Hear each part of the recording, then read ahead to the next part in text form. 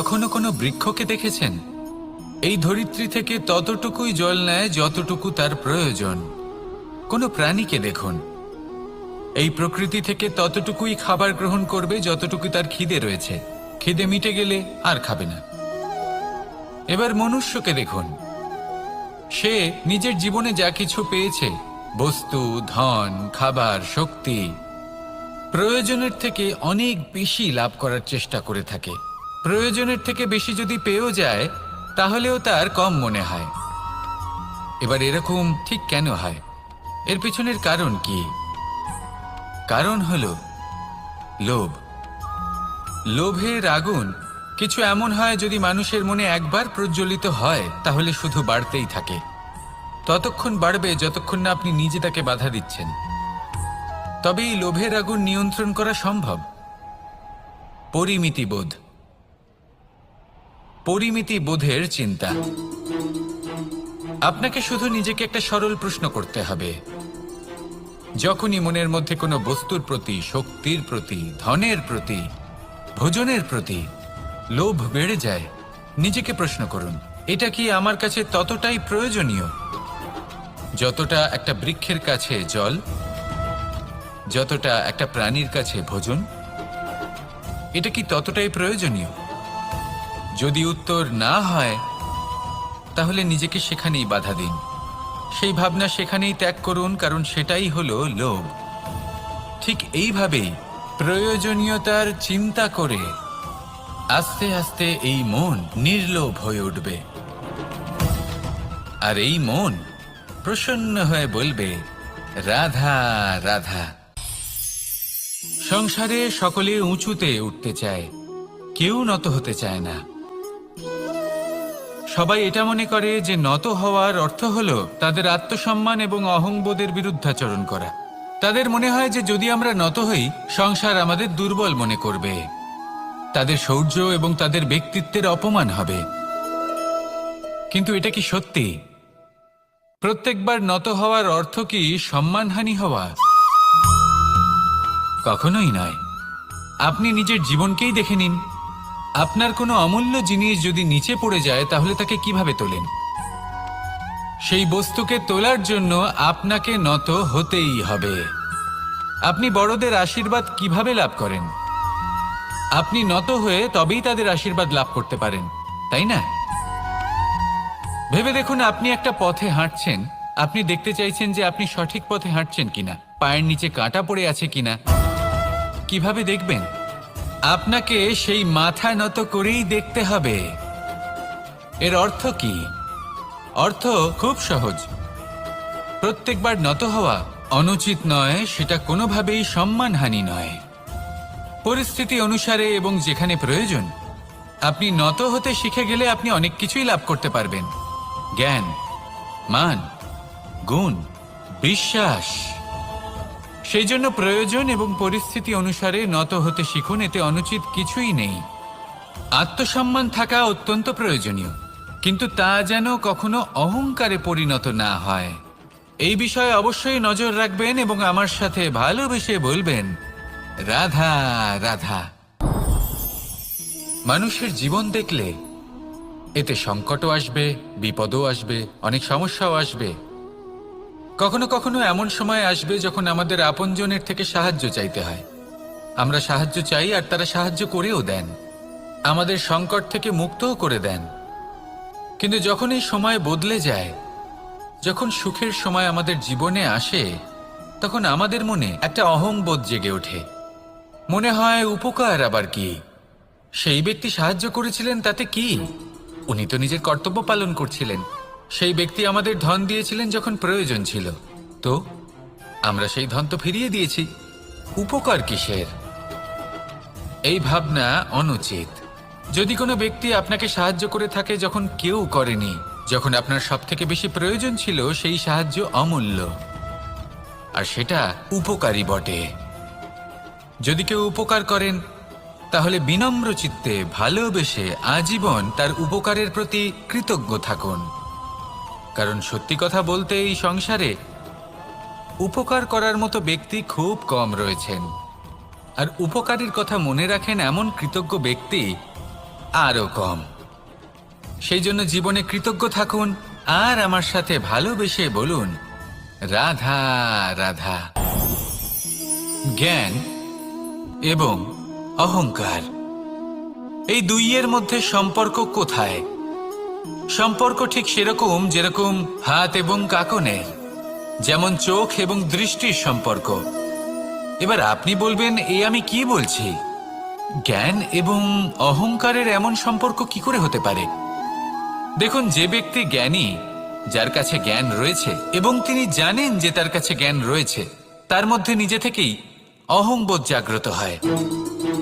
খুব কম সংখ্যক এমন জ্ঞানী ব্যক্তি আছেন যারা নিজেদের অহংকারের বিষয়ে আঁচ করতে পারেন। প্রকৃত জ্ঞানী হলেন তিনি, যিনি নিজের জ্ঞানের সদ্ব্যবহার করে অহংকারকে দূর করেন। উচিত সময়ে বুঝে যান, নিজের অন্তর যাচাই করে এই বিষয়টা দেখেন যে তার অন্তরে অহংবোধ জাগ্রত হচ্ছে এবং নিজেকে সেখানেই থামিয়ে দেন, যাতে অহংকারের পথে তিনি অগ্রসর না হয়ে যান। এই অহংকার কখন উচিত, কখন অনুচিত, কখন প্রয়োগ করা উচিত, উচিত নয়, কখন বাধা দেওয়া উচিত, এটা শেখা অত্যন্ত প্রয়োজনীয়। আর যদি এটা আপনি শিখতে পারেন, তাহলে আপনি একজন জ্ঞানীও হয়ে উঠবেন এবং সুখীও থাকবেন। তাই মনে রাখবেন, এই জ্ঞান নিয়ে কখনোই অহংকার করবেন না, বরং সবসময় নিজের অহংবোধের বিষয়ে প্রকৃত ধারণা রাখবেন। আসুন আমার সাথে ভালোবেসে বলুন, রাধা রাধা। আপনি অবশ্যই কোনো গাছ দেখে থাকবেন যেখানে অনেক ফল রয়েছে। সেই গাছের ডালগুলি নিজে থেকেই নত হয়ে যায়। কেন? যাতে মানুষ, প্রাণী, এরা সকলে যাতে সেই ফল খুব সহজে গ্রহণ করতে পারেন। এটাই হলো প্রকৃতির শিক্ষা, এটাই হলো প্রকৃতির নিয়ম। মানুষেরও কিছুটা এরকমই হওয়া উচিত। যদি আপনি সাফল্যের চরম সীমায় পৌঁছে যান, সততা ছাড়া আপনি যে কাজই করুন না কেন, উচিত সময় তা সম্পূর্ণ হবে না, আর মনোবাঞ্ছিত ফল আপনি কখনোই পাবেন না। তাই যে কাজই আরম্ভ করুন না কেন, সততার সাথে এবং অখণ্ড প্রচেষ্টার সাথে করুন। তখনই কর্ম এবং তখনই এই জীবন সফল হবে এবং এই মন প্রসন্ন হয়ে বলবে, রাধা রাধা। বিন্দু বিন্দু জলেই সাগর নির্মাণ হয়। এবার এই কথা আমরা সকলে জানি। আপনি কি এই কথাটা জানেন যে ছোট ছোট সুখের দ্বারাই বড় সুখ লাভ করা যায়? একজন বাবাকে দেখুন, সন্তানের জন্ম থেকে তার যুবক হওয়া পর্যন্ত তার সাথে ছোট ছোট সুখ যাপন করেন। এই ছোট ছোট সুখগুলি তাদের প্রেমের সম্পর্কে গভীরতা নিয়ে আসে এবং প্রেমের এই গভীরতা তাদের জীবনে বড় সুখ নিয়ে আসে। এটা ঠিক সেই রকম যেরকম বিশাল এক সমুদ্রে, গভীর এক সমুদ্রে অমূল্য রত্ন খুঁজে পাওয়া যায়। এটাও ঠিক সেই রকমই। সেই জন্য জীবনে বড় বড় সুখের খোঁজ করতে গিয়ে সময় নষ্ট করবেন না। এই যে ছোট ছোট সুখ আছে, এগুলোকে যাপন করা শুরু করুন, এগুলোর আনন্দ লাভ করুন, এগুলো নিয়ে উৎসব পালন করুন। প্রেমের গভীরতা বুঝুন আর এই গভীর প্রেমে মন নিমজ্জিত করুন। তারপরে দেখুন, এই মন আর এই জীবন সুপ্রসন্ন হয়ে বলবে, রাধা রাধা। কথায় আছে, অন্ধকারে প্রদীপ প্রজ্বলিত করলে চতুর্দিক আলোকিত হয়। কিন্তু যদি এই প্রদীপ আমি সূর্যের আলোর সম্মুখে সকালবেলায় প্রজ্বলিত করে রেখে দিই, তাহলে কি হবে? আপনি বলবেন যে এটা করে তো কোনো লাভই হলো না। সূর্যের প্রকাশের সামনে এই প্রদীপ আসলে কিছুই নয়।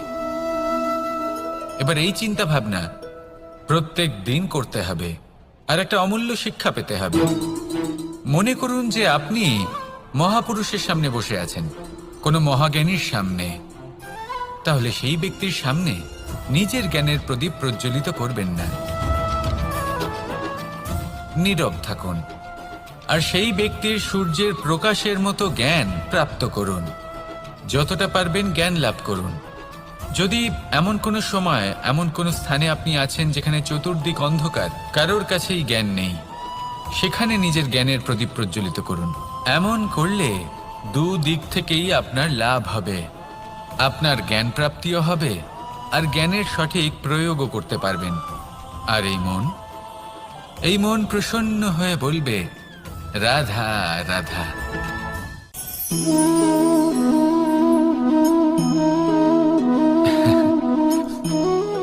ঘুমের মধ্যে আমরা বিভিন্ন ধরনের স্বপ্ন দেখি, কিছু সুখের, কিছু দুঃখের, কিছু অত্যন্ত ভয়ানক।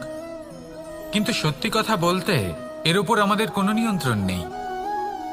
কিন্তু আমি এমনও কিছু ব্যক্তিকে দেখেছি যারা খোলা চোখে স্বপ্ন দেখেন এবং তা যাপন করেন।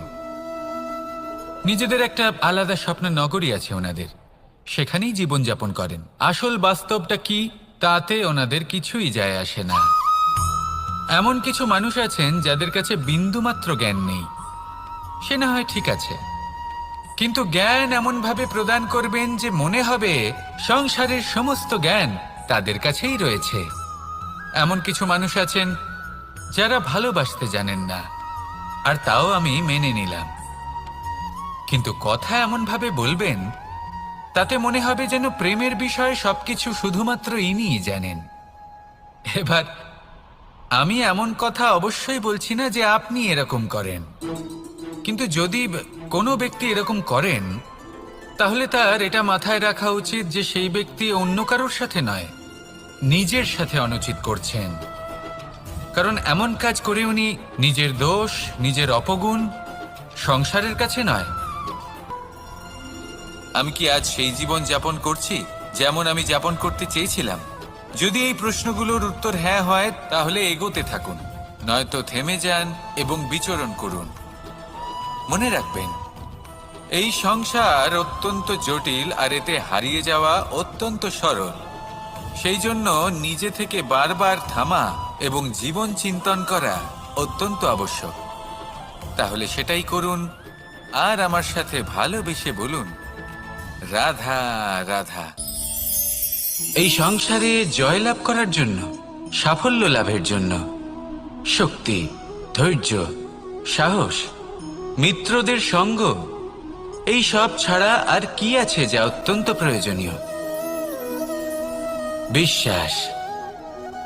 সত্যি কথা বলতে এই বিশ্বাস অত্যন্ত অমূল্য, কিন্তু এটা দুদিক খোলা তলোয়ারের মতো। এটা আপনাকে বলশালীও করে তুলতে পারে, শক্তিশালীও করে তুলতে পারে, আবার দুর্বলও করে তুলতে পারে। কিভাবে? যদি আপনি শুধুমাত্র অন্যের উপরে বিশ্বাস করেন যে ওনারা সবাই আমাকে সামলে নেবেন, আপনার বিশ্বাস শুধুমাত্র অন্যের উপর, আর সেই বিশ্বাসের ভিত্তিতে আপনি কর্ম করেন, তাহলে আপনি দুর্বলই হয়ে উঠবেন। কিন্তু এই বিশ্বাস যদি আপনি নিজের উপর রাখেন যে যাই হয়ে যাক না কেন আমি নিজেকে ঠিক সামলে নেব, আমি আমার পথ বানিয়ে নেব, সব বিপদের সম্মুখীন আমি নিজে হব এবং জীবনে সামনে এগোতে থাকব, তাহলে এই বিশ্বাস আপনাকে বলশালী করবে। এবার সিদ্ধান্ত আপনার যে আপনি কি চান, এই বিশ্বাস আপনাকে বলশালী করবে নাকি দুর্বল।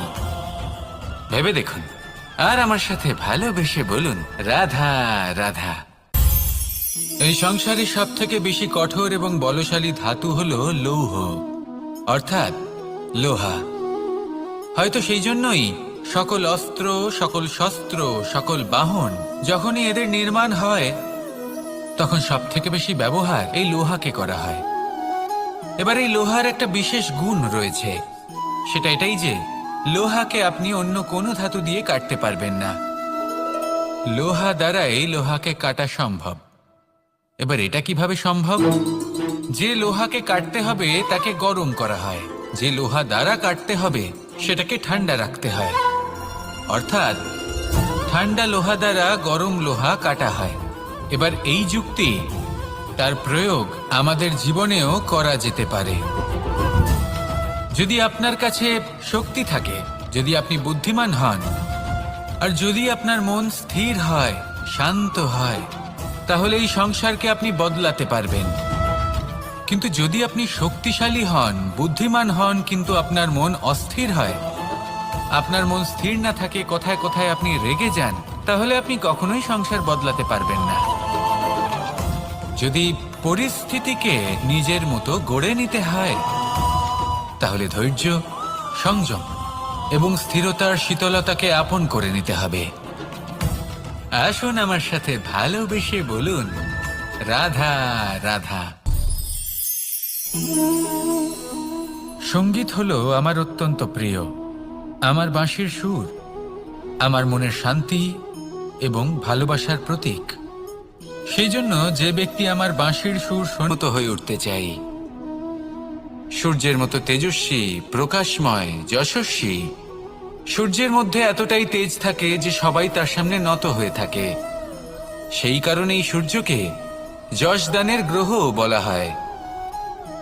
আমরা সবাই সূর্যের মতো উজ্জ্বল হতে চাই, কিন্তু তার জন্য সূর্যকে প্রত্যেক দিন জ্বলতে হয় এই সংসারে শুভ ভাব, পবিত্রতা নিয়ে আসার জন্য, প্রকাশ ছড়িয়ে দেওয়ার জন্য। সূর্যকে প্রত্যেক দিন অস্তও যেতে হয়, আবার উদিতও হতে হয়, প্রত্যেক দিন জ্বলতে হয়। সূর্য একদিনের জন্য অবকাশ লাভ করেন না। আর যদি অবকাশ পেতেন তাহলে সূর্যকে আর সূর্য বলা হতো না, তাই না? সেই জন্য আপনি যদি সূর্যের মতো হয়ে উঠতে চান, সেই রকম উজ্জ্বল হতে চান, তেজস্বী হতে চান, তাহলে সূর্যের মতো জ্বলতে হবে, অর্থাৎ অগাধ পরিশ্রম করতে হবে। আসুন আমার সাথে ভালোবেসে বলুন, রাধা রাধা।